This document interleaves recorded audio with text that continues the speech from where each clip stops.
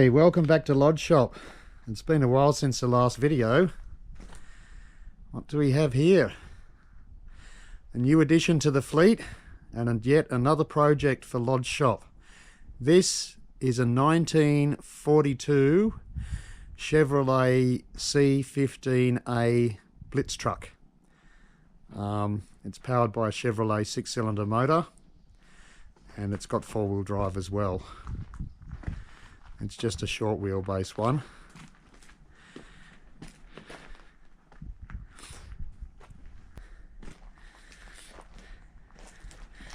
And so this tub came with it, but it's not actually bolted onto the chassis. You can see it's just sitting up there. It's actually been held on by a ratchet strap. Let's have a look inside.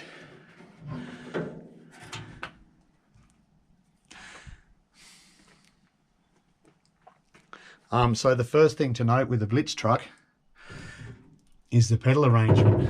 Very, very odd.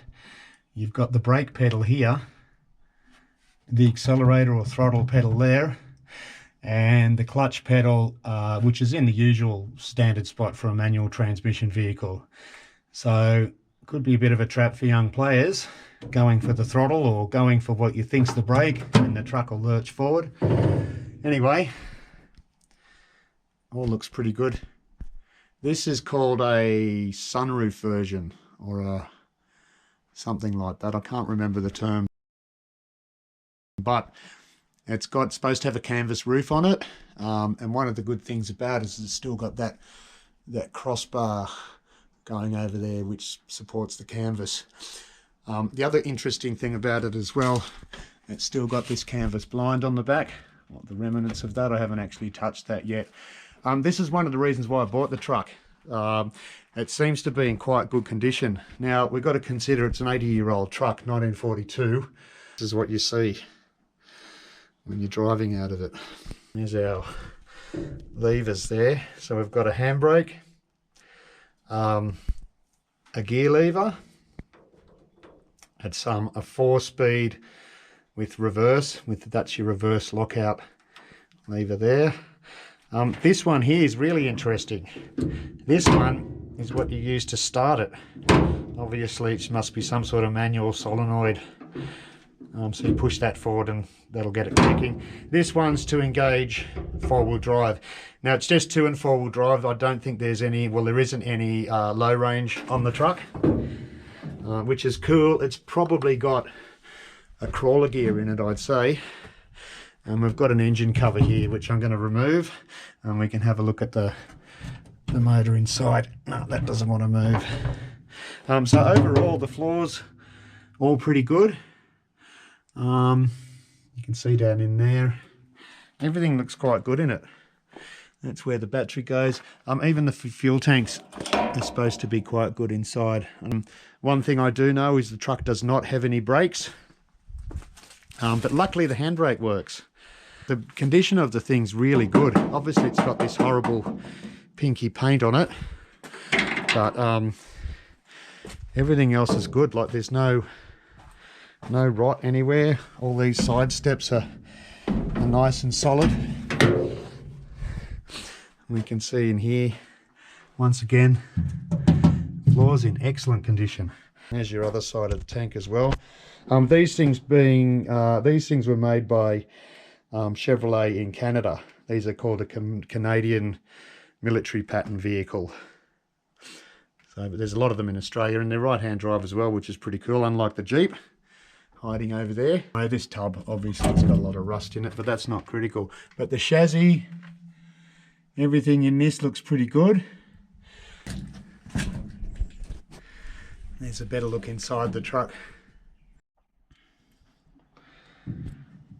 There's our engine oil dipstick.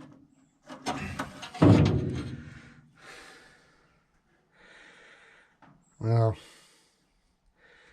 it says it's got something in it. I think it's got a bit of fuel in it. Or that varnishy smell.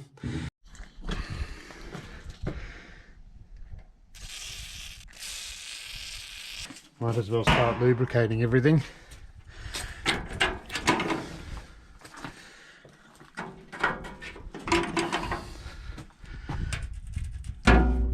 this is a bit tight. There we go.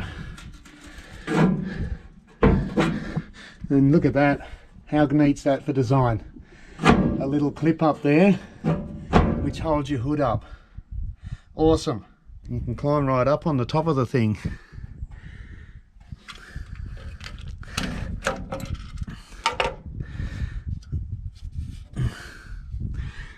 There's no water in there whatsoever. So just having a look at why the brakes don't work, it's pretty obvious. Look at the state of that.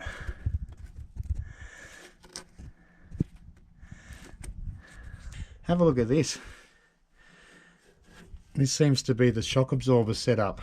I'm not quite sure what it's called, and I'm not sure the exact method of operation, but obviously the axle would push up there, and I don't know, that might be some sort of hydraulic damper inside there, I suppose.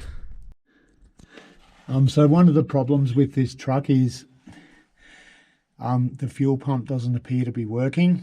I'm sort of wedged in between the front tyre and the bumper bar at the moment. Oh, there we go. Oh, one fuel pump. It does look like it's been leaking down inside there. The pump diaphragm's there, so if that gets a hole in it, the fuel will just leak down in here.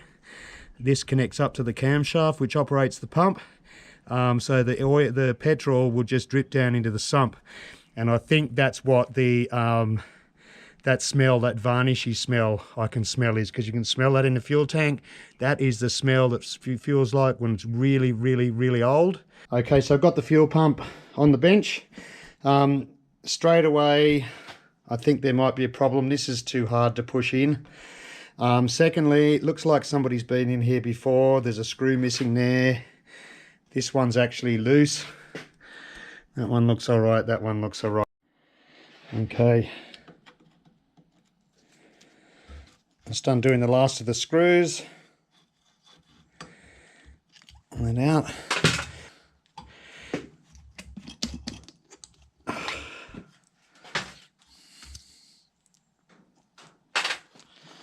Oh, there we go. You got inlet and outlet valves there. That's your in and fuel out. Okay, so I've got a bit of light on the subject now. We peel away here. We can see it's quite wet in there. You can see the fuel. So this must be leaking, or something's wrong with it. The fan belt that was on it, literally falling apart and on its last legs. So today we're going to put this new one on there, and we're also going to have a look at putting a mechanical oil pressure gauge on as well. I'll crank the motor and just see or confirm that we've got oil pressure. Okay, well the fan belt went on a bit easier than getting the old one off.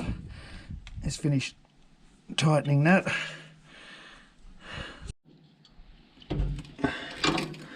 Alright, so there's our new oil pressure gauge, mechanical one, which means that oil comes directly out of the engine into the gauge. We don't have to worry about electric centers and stuff like that.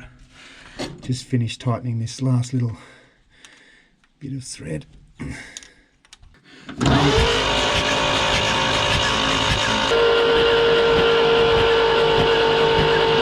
Anyway, 5, 10 psi, which isn't a lot, but it's only just cranking. So hopefully I think we should be in good shape. It's been quite a few hectic hours, but I've finally achieved a milestone, or reached a milestone. So what I've done is replace the entire fuel line from the tank, new brass fitting, all the way through there to the fuel filter. I'm going to go down underneath now and I'll show you what I've done underneath. Okay, so that new steel fuel line comes down. I've actually, to the best of my abilities, cleaned this existing World War II era fuel filter. That's very interesting inside. It's full of like brass discs with holes in them, and somehow held with a spring that filters the fuel. As a safeguard, because I didn't know how good this would be, I've also installed inline a modern day fuel filter, which actually doesn't look like it's got any dirt in it at the moment. So I've done some conversions back to rubber hose. It's the other side of the connections there, and then up to the brand new fuel pump, and we'll go upstairs now and have a look. And that's the fuel pump, which I've had rebuilt. It did take quite a bit of cranking to pump fuel, obviously through that big fuel filter, and then through here and then up to the carburetor, but I did get it done. Just topped up the water in the radiator because that was low. All right, so a moment of truth.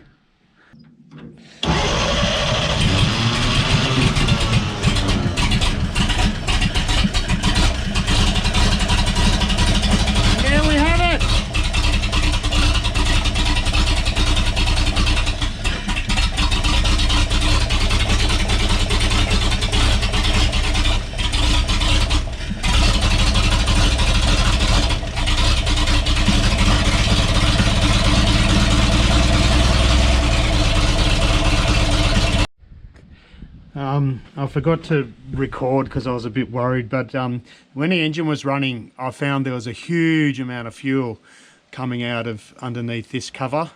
Underneath this cover, I think, is like the accelerator pump, or there's some plunger that goes in and out of there.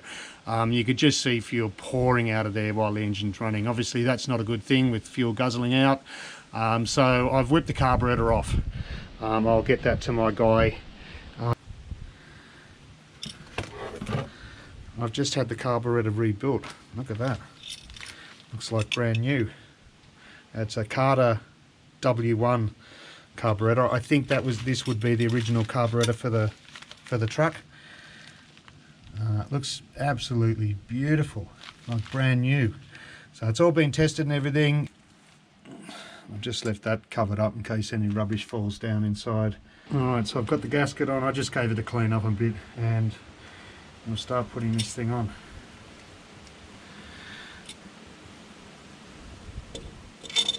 The good thing about these old trucks, carburetors and easy things are really easy to do on them. Everything's really easy, as a matter of fact. You don't have all the anti-pollution junk and everything that you had in the past causing problems everywhere.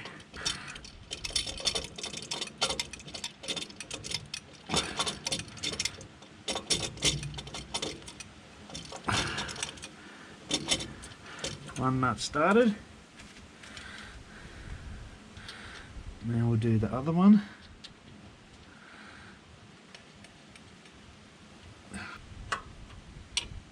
And snip him down.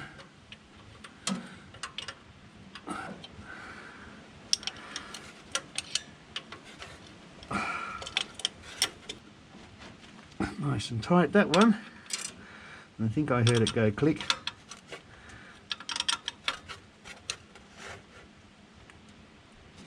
Click. There we go. Now we've got this little line here, which I'm not really sure what it does. It's not the main fuel line. It might be some sort of overflow return line or something. And we'll get him put on next. There we go. And that'll be 7/16, which it is.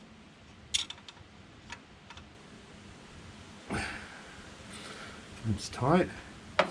We've got the main fuel line here.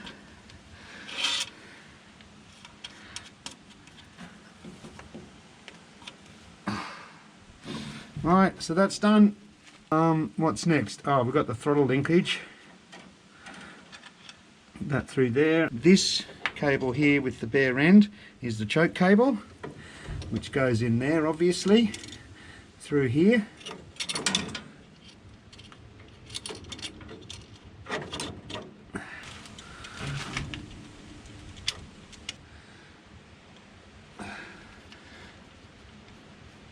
This one up, And that's must be where the screw got it last time, I suppose.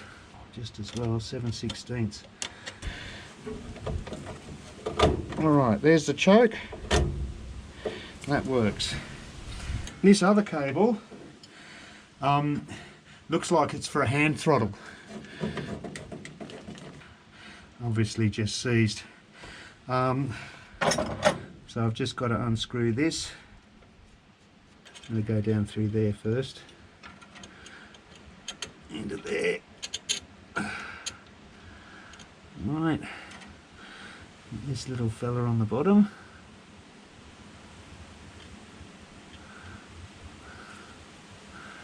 All pretty cool actually, when you think how it works. So that's no good there. Around this way. That's pretty good, I think.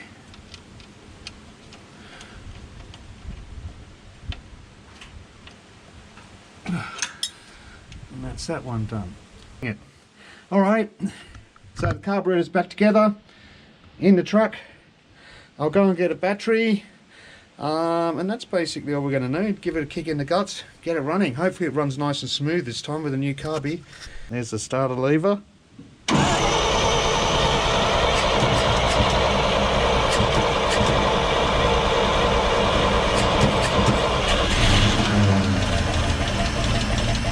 Oh, listen to that!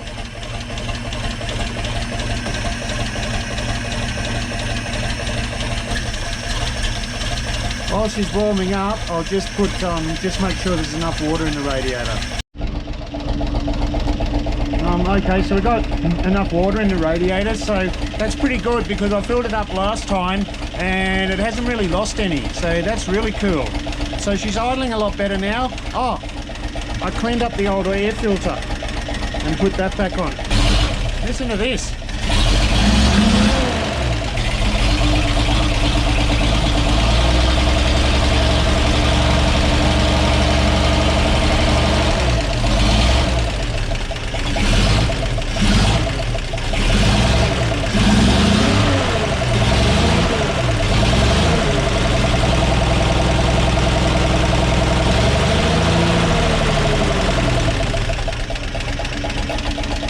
Music to the ears.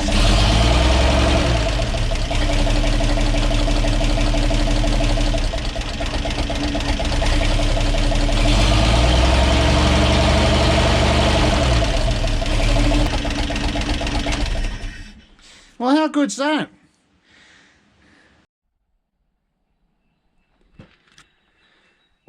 Oh, so today on Lodge Shop, we're going to take the wheels off and have a look at the brakes. The brakes just don't work at all. Obviously all the lines will be rotted out, all the seals perish, so the truck up on 2 sets of 3-ton jack stands, and we can see that it's pretty well supported there. So let's get to getting the wheels off.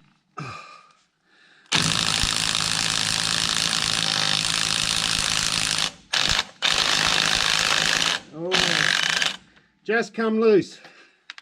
Lucky.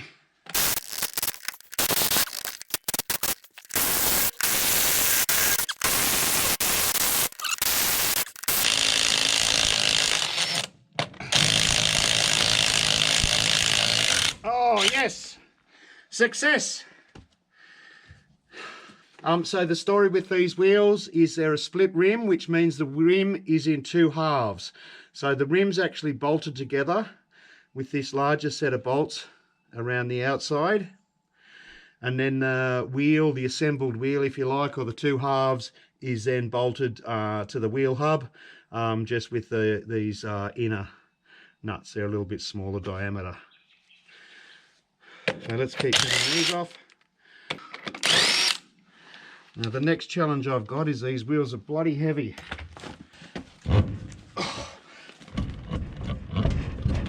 Easy. Everything's turning nice and easily.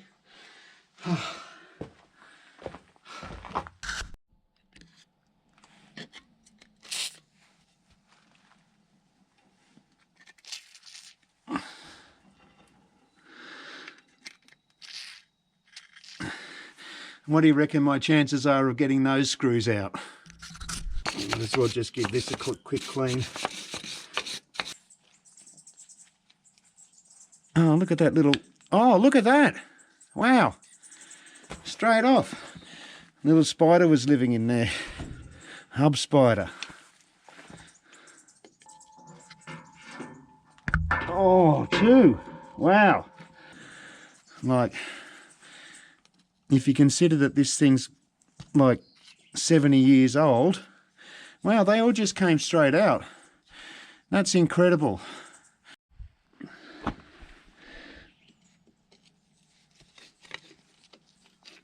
One.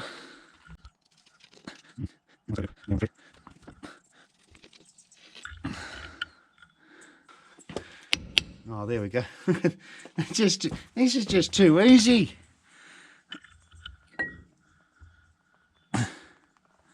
Way too easy. And what we've got to do now is pull the split pin out and this huge nut. Hopefully that should not be very tight because it's basically adjusting the preload on the wheel bearing, so it won't be smashed up really tight. And that should just... There we go. One greasy split pin. Oh, look at that. That's perfect.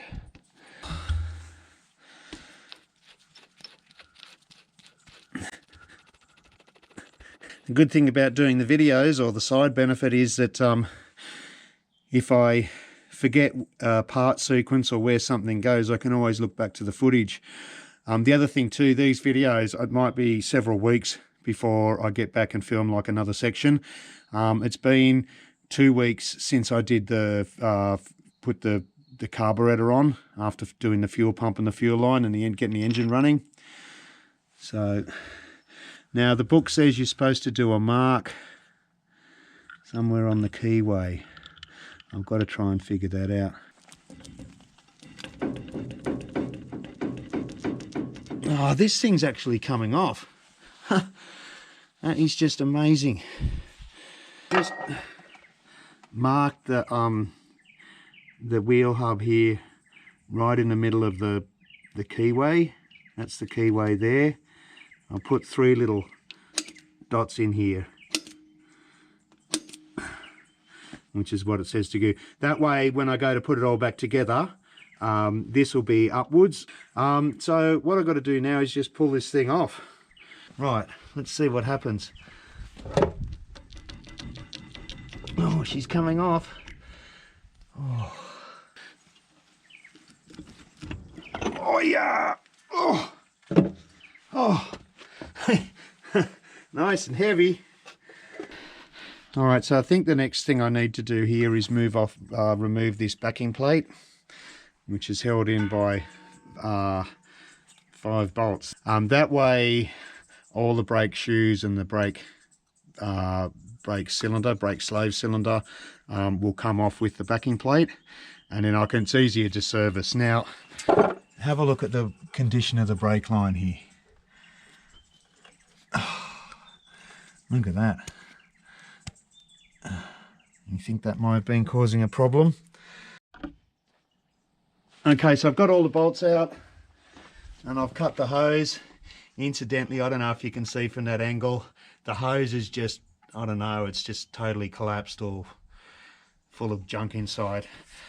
Anyway, let's see. Oh, look at that. Perfect. Exactly what I wanted to happen.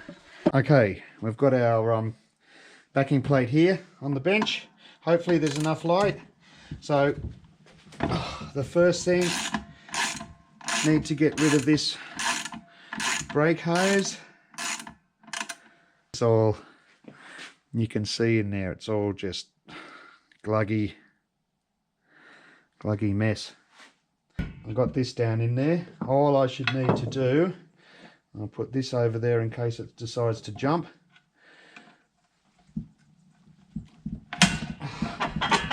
And I think we've got it. Oops, hang on. Yes, so lucky I did have this rag on here because it did go to jump out. So So now the brake shoes will come. All right, so that's the adjuster. Just 2 bolts for this guy. This should just tap out, which it did. So this can all really be set aside now. I'm pretty happy with the brake linings. It's got a part number on it, S231. Comes out and over. Right. Now after all those hours, we've finally got ourselves a slave cylinder out of the truck. I hope you can see that. Yep. There we go. There's probably not a lot I can do with that. I'll have to be professionally done, I think, or I'll have to buy a new one. Okay, so we've pulled both front wheels off and got the wheel cylinders out. This here. Okay. Sorry, the battery just went flat. It was saying 37%, and then all of a sudden it went down to 0. So good on you, GoPro. All right, so master cylinder, yeah. So we got line there going up to the front. This one here goes to the back. We've got our brake light switch, 2 bolts holding it in, and then we've got a linkage up the front here, which connects it to the pedal. So there's a spring up there I've got to pull out as well. So look, it's really, really straightforward, this stuff. Lucky it's a truck in that there's a lot of room underneath. But what I'm going to do now is try undoing these brake line nuts here. We'll see how lucky we actually get. Oh, I don't believe it. Of course, one of the joys working under a vehicle, especially one that's so old, is the constant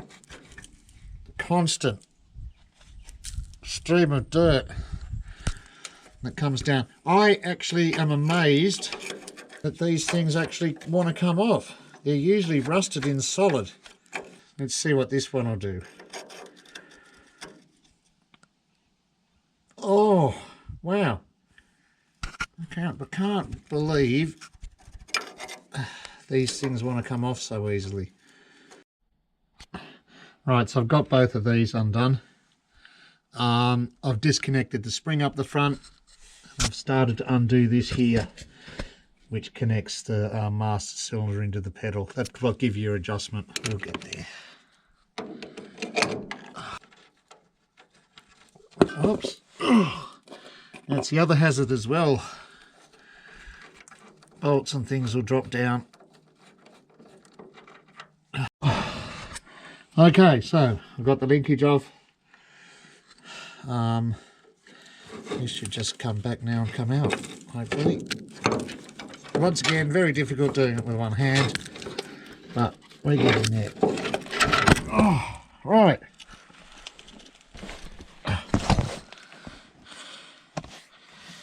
There we go. One brake master cylinder. Woo! Is it made in England?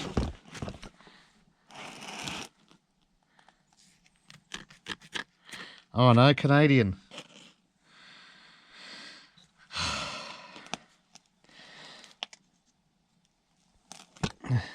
There's another piece of the puzzle anyway. Okay, so after a bit of pain and frustration, but the job wasn't that difficult actually. Here's the whole braking system. Well, the braking system up to the front wheels anyway. So basically from the left hand side of the vehicle we have the slave cylinder, which operates the front left brake. That connects via flexible line back to this hard line, which runs along the chassis rail of the vehicle, underneath the radiator, around the other side. It then goes to this junction here, which then goes off to the right hand side slave cylinder, okay, via the flexi line, and then here's the line that goes back to the brake master cylinder. So your brake pedal pushes into that, which forces fluid back up through here and out to there, which puts the brakes on essentially. The thing is I managed to get the whole thing out. without breaking any of the steel lines. That means it's a lot easier to make new steel lines up, because all I do is bend the new steel line, or copper I might run them in actually, to the same radius bends as this old line and that one. And then it should all go back together pretty easy because all the bends are in the right spot. What I'm going to do now is move on to pulling the rear wheels off. And then the rear, we can get to the rear brakes. The rear brakes is going to be super easy access wide, because we've got the steel lines running there and over the other side of the differential. We've got a rubber hose here, and then we just got one steel line up under there, which just goes all the way up to the front of the master cylinder. So that should be easy to get out. All right, so I've got the back wheel off. No use showing that. That's obviously anybody can take a wheel off. They're just bloody heavy on this thing. What I've got to do is take all of these nuts off. Then the axle will come out. And then I can pull the brake drum off. That's how it works basically. So I'm pretty sure all trucks are set up the same, but definitely this is the way the Jeep is set up. So let's have a go at getting these off. Oh yeah. Pretty straightforward.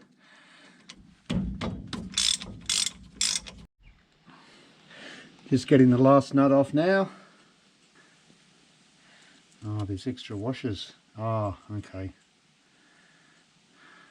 There's these things in here. I don't know what they're called, but they obviously help center it and pack everything in, keep everything nice and tight. Here we go. Starting to come out. What we'll do is maybe get all these little things out, and we don't lose them in the dirt. Right, there we go.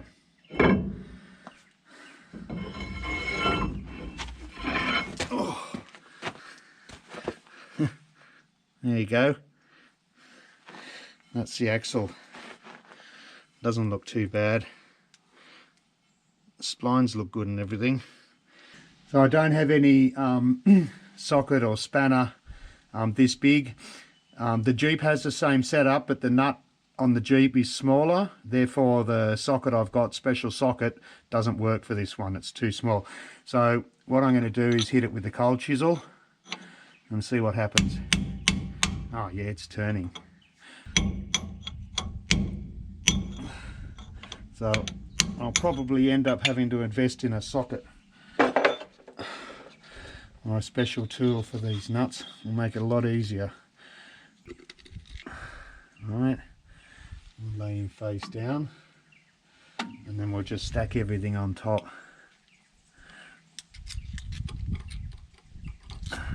It locks into the keyway there, locks into the index mark.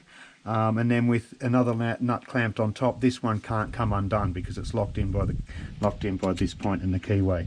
So that's pretty cool. Right, so I've been hitting this around and around for what seems like an eternity.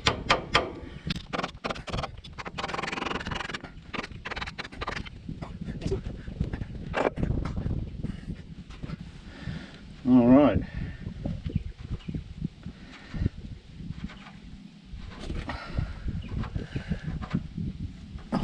There's tight spots on it for some reason.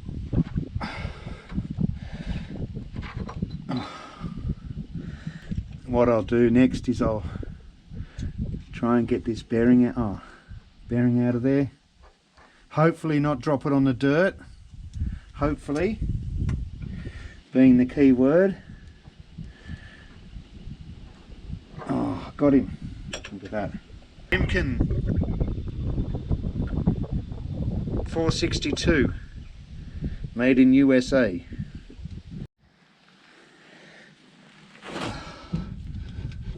Oh, I don't know how heavy this thing's going to be.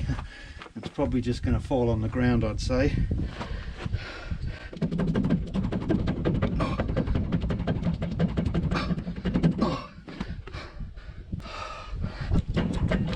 Oh. Man, the other bearing's still in here.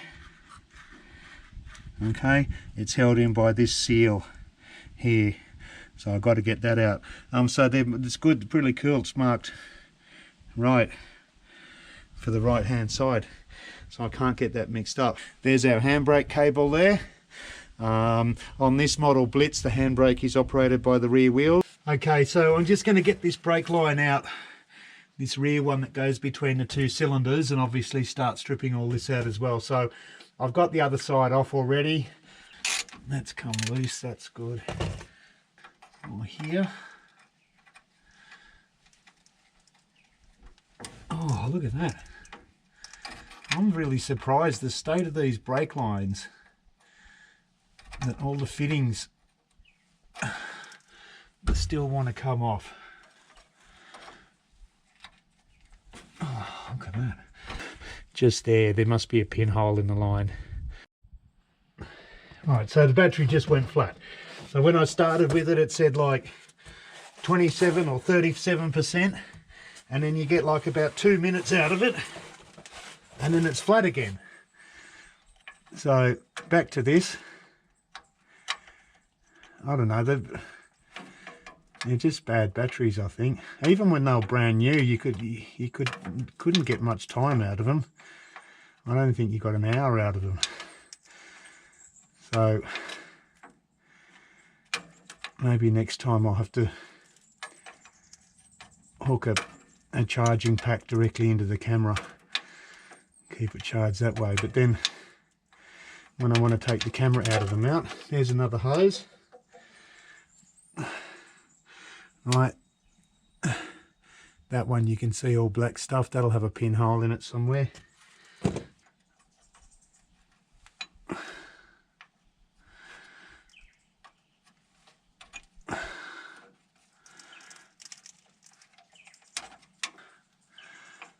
This one I loosened up before, so that's good.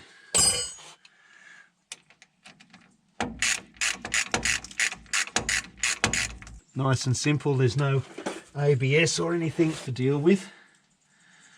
So what we'll do is I'll just sit this bolt back in there. Oh.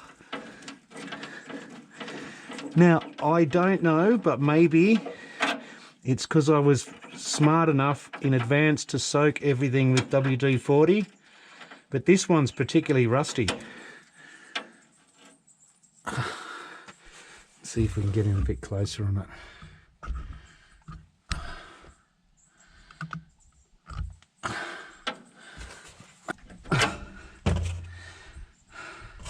So you obviously use these pipe wrenches. They can actually grip onto the nut and give it a better chance. If you just use an open end, you're only getting on two sides of the nut. Usually when the nut's old and rusty and worn and tight, all you do is end up stripping the sides off them, and then the only way to get them off then is with vice grips, basically, which luckily we didn't have to do in this instance. So I'm very impressed with all the brake lines, but they're in such sad condition. Like you can see all the rust on this, obviously only surface rust. Oh, and you can see that's the remnants of the brake fluid coming out.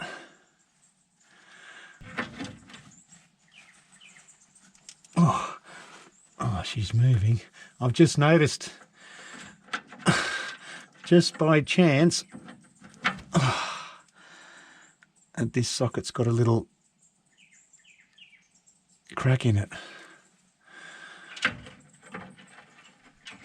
Maybe I used that with an impact wrench at one stage as well. Or indeed it's just had too much force put on it.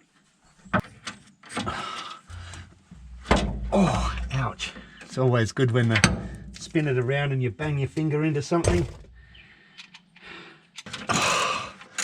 All right. And that's all that.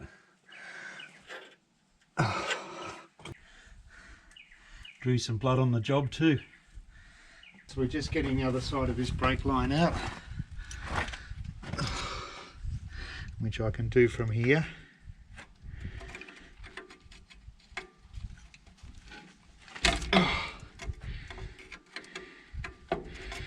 Stuff loose. Really good fun working in the dirt, but this is how they would have got work done back in the day. I doubt they would have had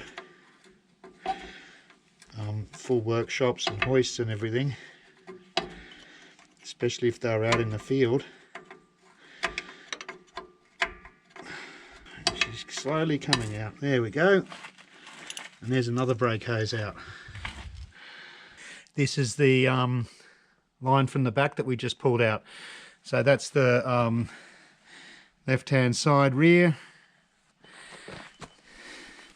That's where the fluid comes in from the master cylinder, and then that goes off to the right-hand side. Okay, so we had a leak there, and we had a leak there. Just going to do a little bit of a clip on how to make brake lines. So we're using 1/4 inch copper tubing. I'm using the copper tubing because it's just a little bit easier to work with. It's easier to bend into the right shape by hand because it's a softer material. It'll still do the same job, however. So the first thing, put the pipe in the, I don't know what this is called, the vise, at the right size of the pipe. So it's in 1/4 at the moment. The next thing is I've found is if you make the pipe protrude to the same height as the die you're going to use, which is a 1/4 die, that seems to work. So what we're doing now is double flaring. So we're going to punch it down once with the die, and then you take the die off and then just punch it down with the actual press. So let's just see how we go here. Now for the first end of the pipe, it's not too bad if we make a mistake because we can just cut it with a pipe cutter and start again. The problem arises when you've got the pipe exactly the right size with all the bends in it and you mess up with the last connector. So let's just see how we go. So what we're doing now is pressing the pipe down.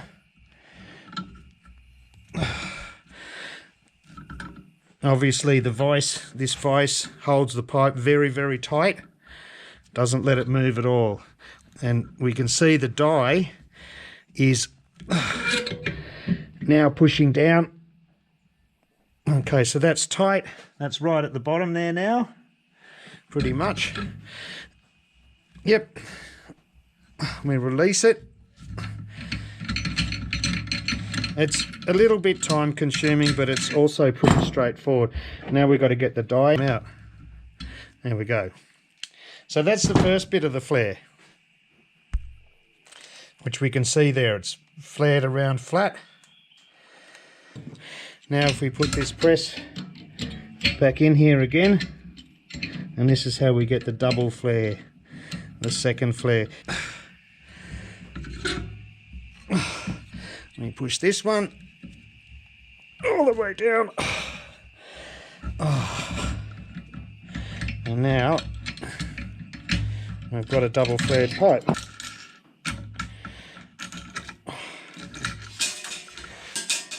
And there we have our flared end on the pipe.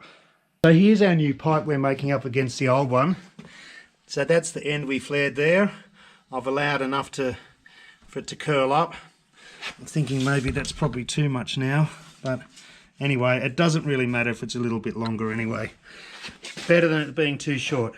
So what I do to match it is I cable tie along the way, which makes it a lot easier, because when you're bending the pipes, trying to keep two of them together, they wiggle and squirm and they want to move everywhere. So we're down to the end here, and we'll just make a mark probably about there. Straighten that out, and then we get our trusty pipe cutter, clamp it onto the pipe and just go around and tighten, around and tighten, around and tighten, and there we go. We've got a clean end. Okay, so now that the other end of the pipe's cut, I can put our fittings on. So that's the one for this end. That's the right orientation, because it screws in that way. All right, and there's the one for the other end, obviously the opposite direction. So they're both on there now. All we've got to do is put the pipe in the vise, and away we go.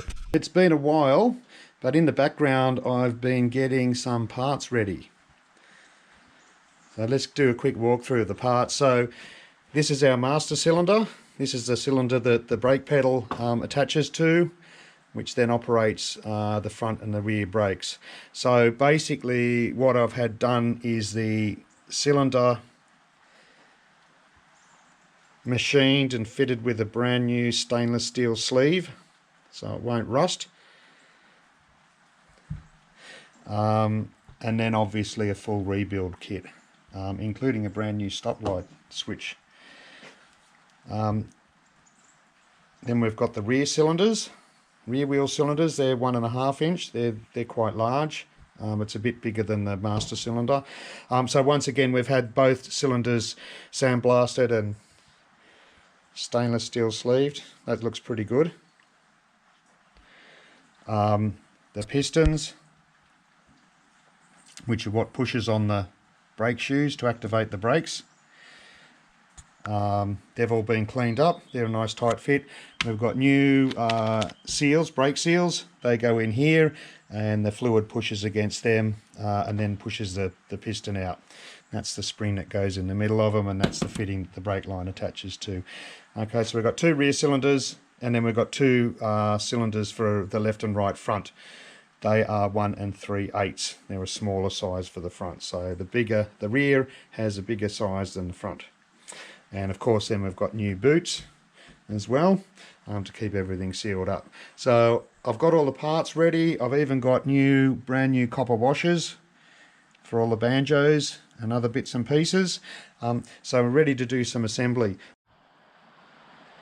Okay, it's master cylinder assembly time now. So I definitely confirmed all the position of all the parts. I've actually got the original maintenance manual here. So they're all pretty straightforward, but it never ever hurts to consult the manual just to double check if something goes a different way. So here we go.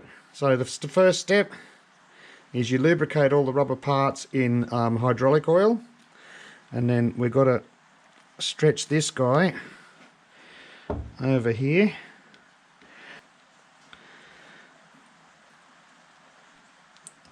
All right. So that's together. There we go. All right.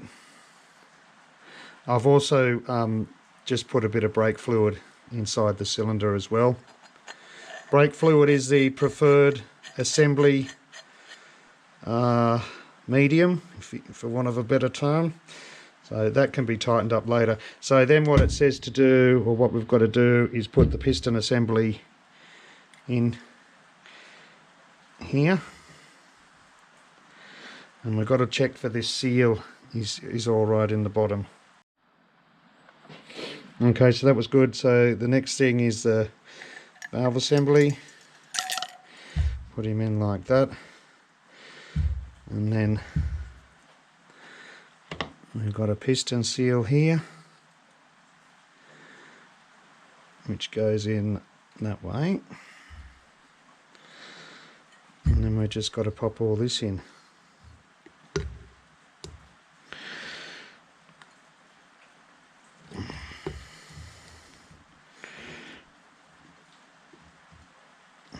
And there's that seal there. Put the piston in, and then the whole thing will slide down. There we go. And then that one.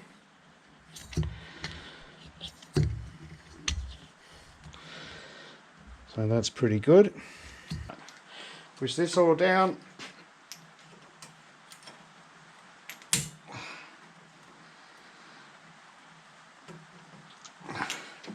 It keeps halfway in there.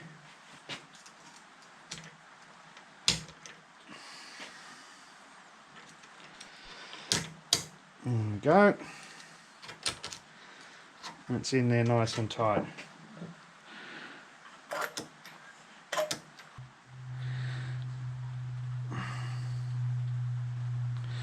Just so he slides on a bit easier.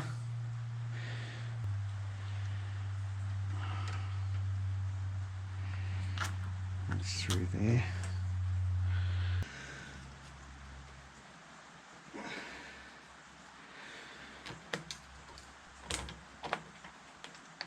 There we go.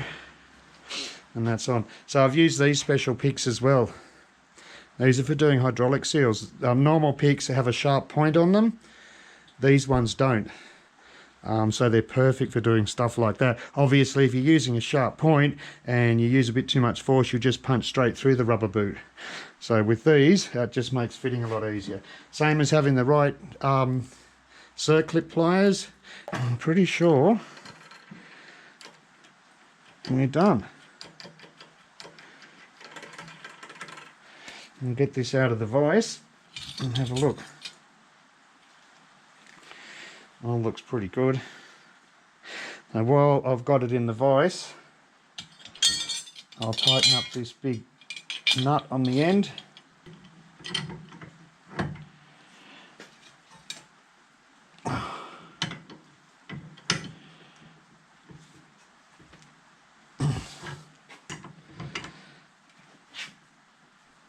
There we go, it just nipped a little bit, so we know that's tight. Right. Obviously, because it's got hydraulic fluid and it's under a little bit of pressure, you definitely want everything nice and tight. Okay, so for the final bit of assembly, all pretty straightforward. We've got to get this banjo fitting put back together. Now, one of these washers is bigger than the other one, larger diameter I should say, which goes on the end there. This one goes here.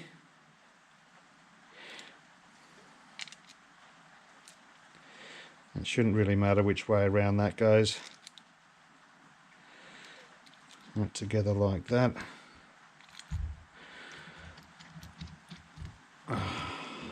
Screw him in. So this is called a single circuit brake system. Pretty old and dangerous by today's standards because the front and rear brakes are fed by the one circuit, i.e. there's one push and it comes out there equally. Okay, modern cars have a dual circuit brake system, which means if one part fails, you've still got front or rear brakes. Okay, and then of course our brake light switch screws into the end, like that. Okay, and then the last thing we've got to do is put this filler cap and gasket on. Okay, so that's our fully rebuilt, ready to go back in the truck master cylinder. Okay, so we're doing a rear wheel or slave cylinder. Let's put a bit of brake fluid in here just to help with the lubrication, because that's what lubricates as well. And it's essentially, I don't know, just a really light hydraulic oil. Basically, it's a hydraulic system, so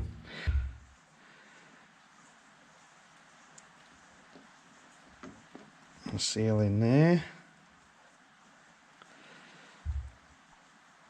All right. And then a piston. Okay, and we flip him over. Mustn't forget the spring.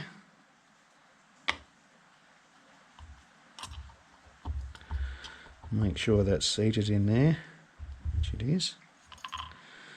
The spring.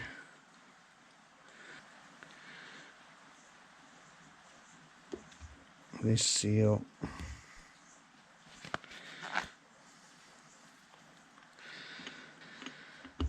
The piston, and there we have it.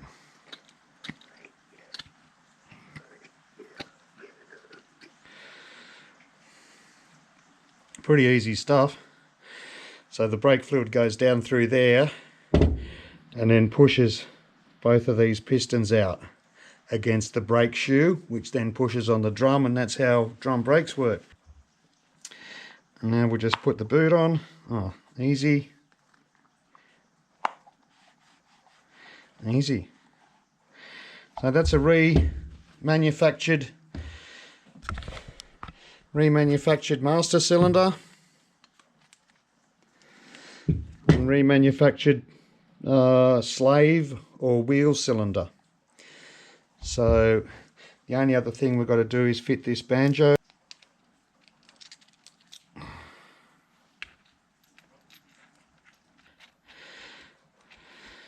Got one rear brake drum to put back on the vehicle. I'm waiting for some help to get here because it's bloody heavy and I don't want to damage the seals when I try and put it on there by myself. So extra pairs of hands will help with that. So what I'm going to do now is just prepare the bearings so I can then clean them. So they're pretty dirty, as you can see. Been in there for I don't know how many years. If I have a quick look at the rollers, I mean, they don't look too bad. There's just a lot of old dry grease on them. So what we're going to do is soak them in a bit of Kero.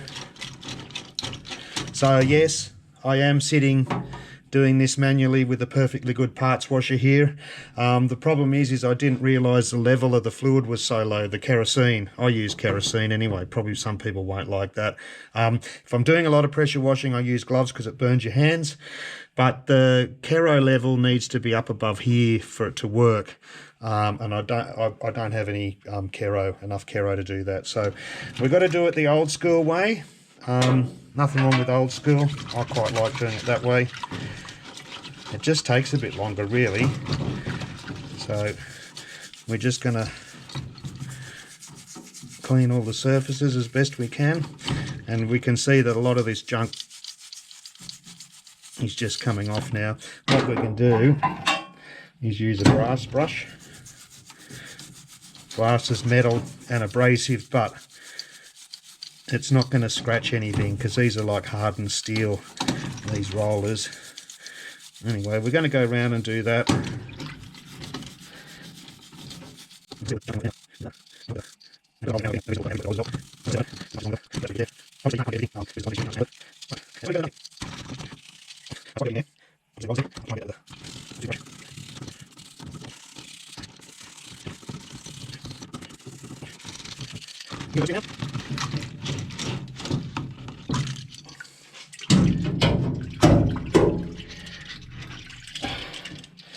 Okay, so that's pretty clean. I can see down between all the rollers. It looks pretty good. There's definitely no gritty or grinding in there. Timken, made in USA. So look, there is a few spots on the rollers. I don't know if you can see them on the camera. There's a bit of wear. There's some wear there as well. They've all got a bit of wear on them. They probably need replacing, but not for this particular exercise. Alright, that's that one done, and that's the one I did a little bit earlier. Okay, so time to blow out these bearings.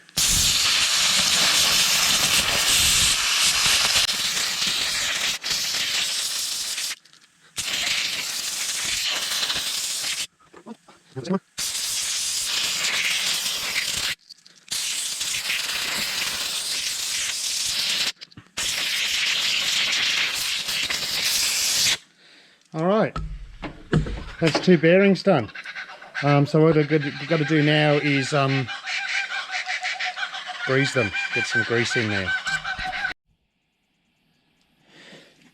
Okay, so we've got our nice clean bearing. So normally repacking the wheel bearings would require a tool to do it, or you've got to put grease on your hand there and wipe like that,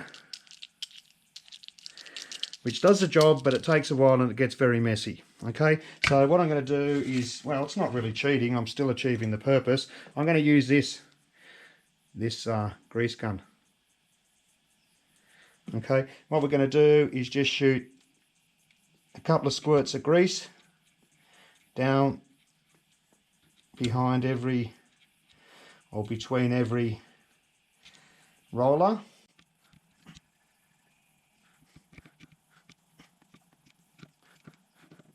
Between the rollers and not just on their surfaces. So there we go. Just spread that around a little bit, and then the excess we can put on the outside. But rest assured, these rollers are packed full of the goodness of grease. As you can see, the grease comes all the way through to the other side, so they're in good shape.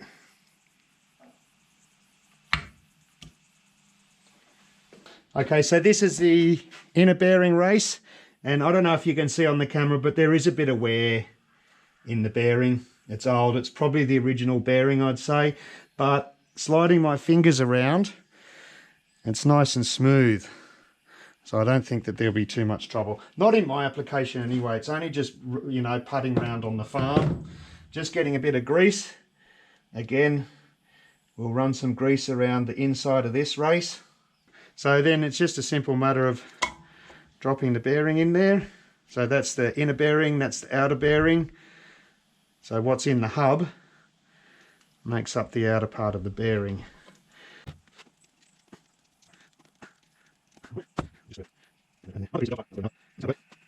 Right, let me just clean that off a little bit.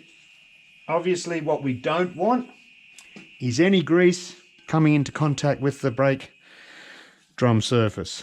That's what stops the vehicle. Right, so next thing I've got to do is put this seal in, which should be called the inner grease seal. So this is a new one, a new old stock, I think.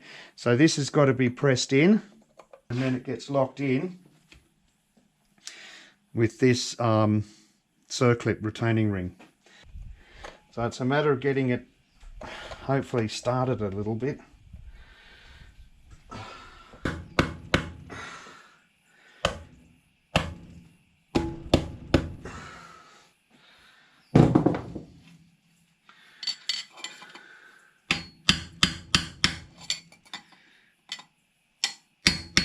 It's important to hit the seal in nice and squarely. You don't want it to go in at an angle. It's got to go in nice and flat. Then it'll just slide down in. So that actually feels pretty consistent around the outside. So what we can do now is just gently go around the edge.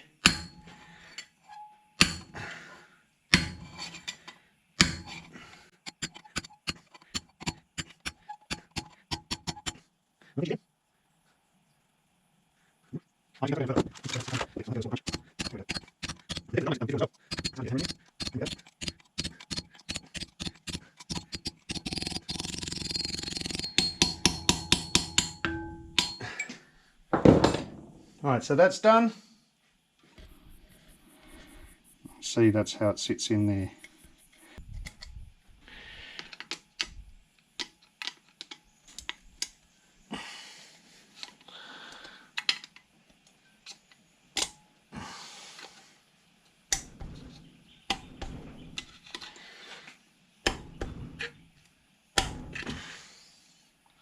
Alright, that's locked in. Okay, so that's the brake drum flipped over now. There's our bearing that we just put in there. That's the other side of it. Okay, so you can see plenty of grease. Alright, so this is the outer bearing and the outer race of the outer bearing. So you can actually see in the light, you can see that there are some imperfections in the bearing race. You can see it just over here, and in fact all the way around. Now I can't do any more assembly at this stage because this next bearing, once I grease it, So what happens basically is all the brakes are on the car. We've done all of that. We've got to now lift this behemoth of a brake drum. I've never seen anything so heavy. It must be close to 40 kilos. Carefully lift that onto the axle shaft, and then get that seated in there. And then as the last part, when it's already on the axle shaft, we just put this bearing in, plus all these various retainers. So we've got a locking nut that goes on, which will then set the preload on the bearing, okay, to get it the right amount of tightness. Then this locking ring goes on, okay, and then we have this outer grease seal, which goes in like that, and you can see there's a key here. It keys onto the axle shaft as well, or the axle housing itself, not the axle shaft, because that spins. All right, and then finally this washer to lock it all in. Okay, and then the axle goes in down through here, bolts up to that, and then that's what turns everything. Okay, today we're going to start assembling the front brakes and front hubs. So starting on the right hand side of the vehicle. So what I've got here already prepared, because it comes in one piece anyway, is the mounting plate for the brake slave cylinder, front slave cylinder and front brake shoes. There's two adjusters, two sets of adjustments, here for the shoes and also here for the bottom of the shoes. These are at their minimum setting at the moment, so we'll probably just leave them there for the time being.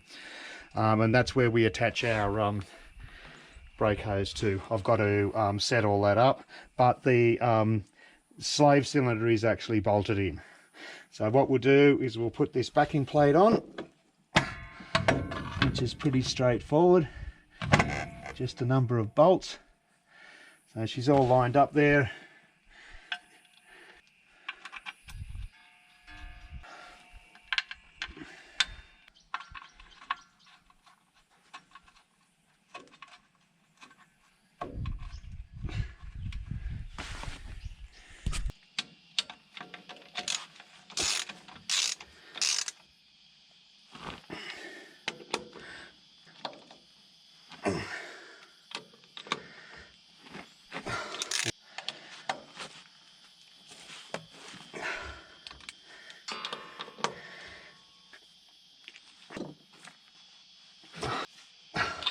Alright, so they're done. Now these inner wheel bearings, they really, you know, technically they should be taken out to be re-greased, but that's a hell of a lot of work. This is an old truck. The objective is to get it running and then give it a bit of a shakedown and see where the problems are. I already suspect that there might be inner bearing leaks in the front differential, but what I want to do is just get it running. So to get it running, I need the brakes working. So what I'm going to do as a quick fix is I'm going to use this, which is a grease syringe. It's in beside the edge of the race now, and just like two little pumps and the grease comes through. Okay, so I've greased the inner bearing. I've put a bit of grease around here for the seal. I'm going to now try and put the front brake drum on. Now this brake drum is heavy, and I've got to try and get it clocked up. It said to mark, index the drum with this keyhole here. So here we go. 1, 2, 3. Hey, yeah! Oh, oh, oh, oh, oh, oh. Wow, that almost went too easily. There's our little index marks there, which line up. That's what the manual says to do. So the next thing is tightening it all up. This washer and the castle nut, which holds it all together. I'll just try and do a generic tighten of the bearings, I think. Try and get them seated.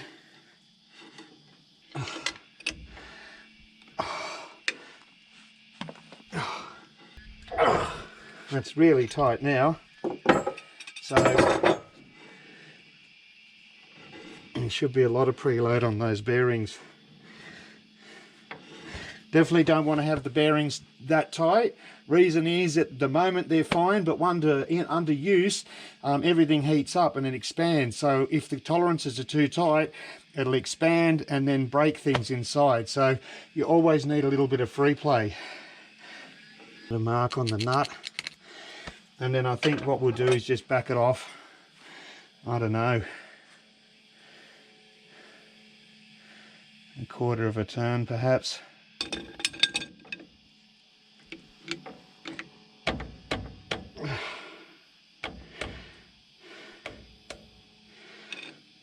Back it off until I come across a hole, I think, which is there. Anyway, what I've got to do is put a cotter pin in, which I've got. We're going to use the old one because why the hell not? Something to bash it in with.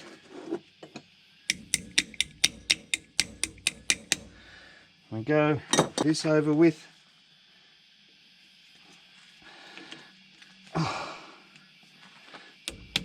Hubcap back on. Anyway, as far as I can tell. I remember when I pulled this nut off when I disassembled it, it was pretty loose. So I'm kind of hoping I've got it right. In, and then we're basically done. A bit of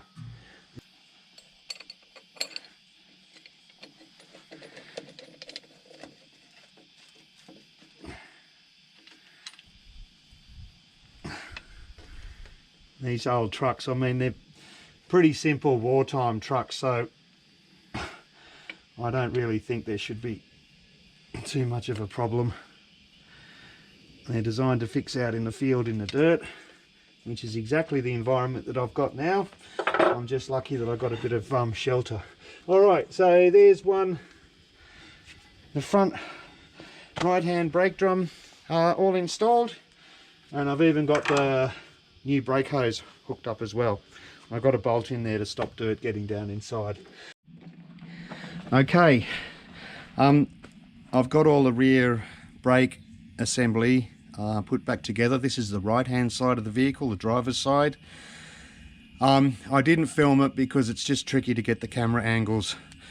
I'm just working out here in the dirt, so it's a bit hard.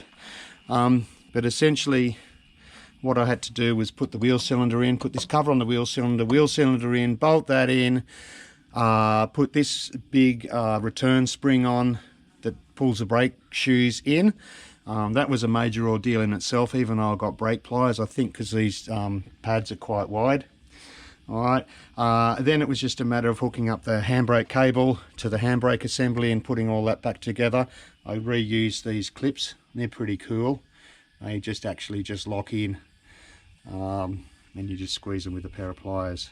Alright, cleaned up the axle end, stub end, or whatever you like to call it.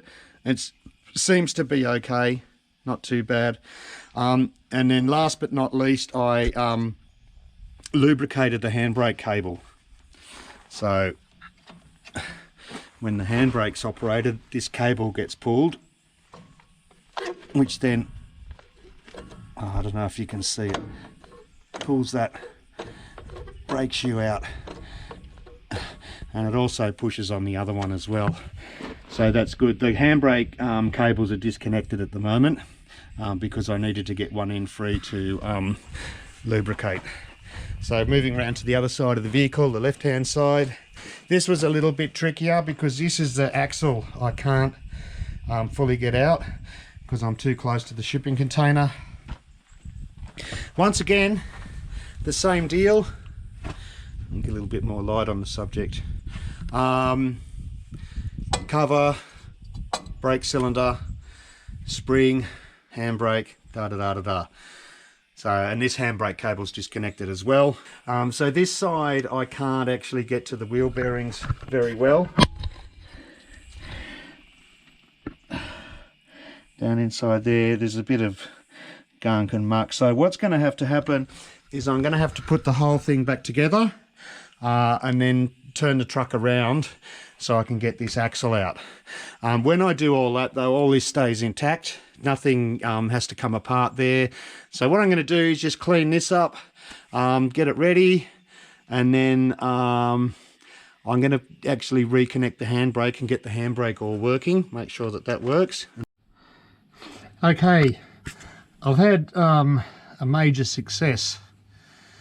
A job I thought was going to be extremely difficult actually turned out to be okay. So I've had to fit this fitting in here, which goes out to the front wheel, front driver's side wheel, and all these tubes, all these new brake lines. I'm absolutely amazed it went so well. So because it's relatively easy to do, I'll put the spanner on for the last bits of tightening. It's definitely been an adventure, but now I've got all the lines in, I just got to finish connecting them all.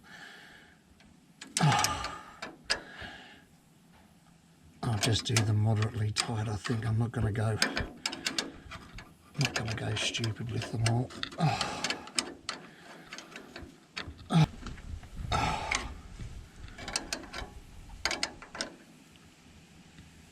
Got him.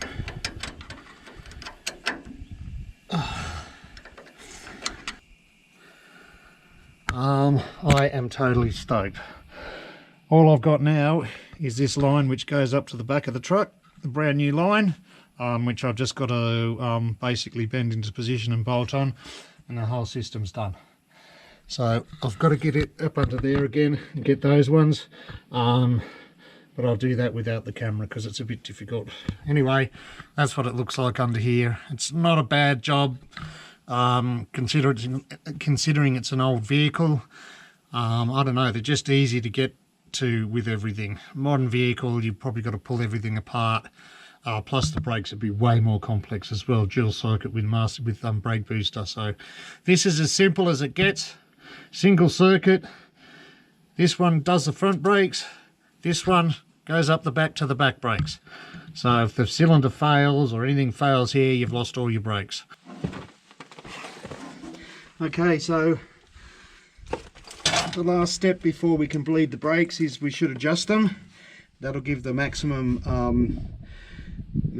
effectiveness of the brakes basically. So on the brake drum we got two adjusters, one here and one there, one for each shoe, the leading shoe and the trailing shoe. Leading shoe is the front shoe, and I've determined that how you do it is you just turn these down. What we do is spin the drum around, turn this down until it binds, which it has. So that means this adjuster has pushed this shoe out against the brake drum, so it's actually acting as a brake. So that's too much, so we'll just back it off a fraction. All right, so it's free again.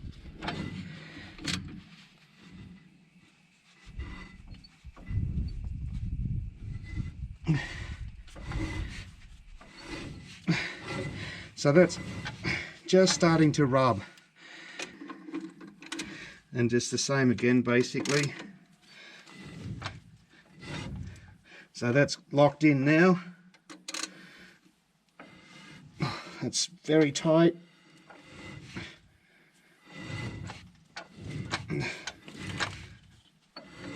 So you kind of want just a little bit of drag. So that still spins relatively freely. It's probably not a perfect adjustment, but it's good enough, and we can tell that this drums are out of round as well. Binds, and it's loose, and then it binds. So we've got new flexible hoses, reused our old banjo fittings, just cleaned them up, brand new copper washers everywhere. Okay, And then a brand new copper line down in there, probably can't see that, comes over to here. Same on this side. Okay, the master cylinder is just in behind there. That's the return spring for it. It's just in there behind the petrol pump. I did show that on a previous clip when I was bolting all the pipes up. Okay, so moving around to the back of the truck, we've got all new brake hoses here. So that's a new copper line onto the right hand side of the vehicle. Same again, reuse the banjos, new copper washers, reuse the existing mounting points, and then we've got our flex hose up to the hard line. So that hard line was the one that I showed the making of, doing the dual flare. So that's it installed in the vehicle. So basically at this stage, I'm just waiting on some help to help me lift the brake drum onto this side, the right hand side. And we can put that on, tighten down the bearings, lock everything off, put the axle back in, do a brake adjustment, and then we're ready to actually put fluid in the reservoir. It's through this little hole in the floor. You can see it down in there. Let's fire her up. Neutral.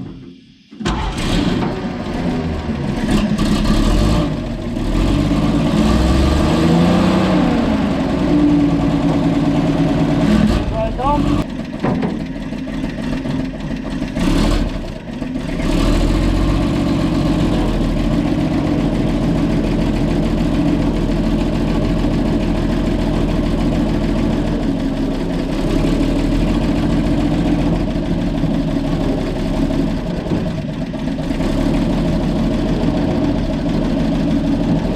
First gear is really low.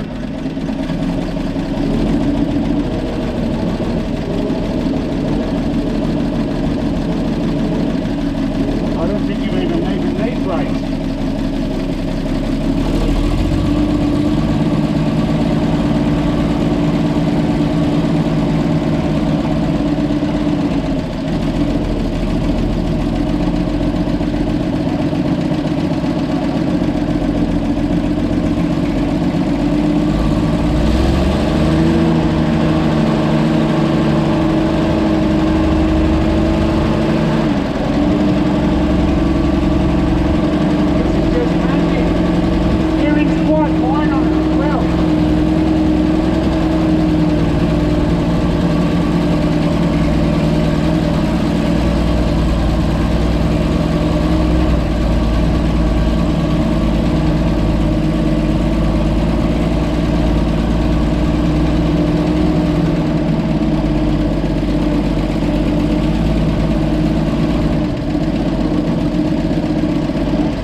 A bit longer run, everything's finished in working alright.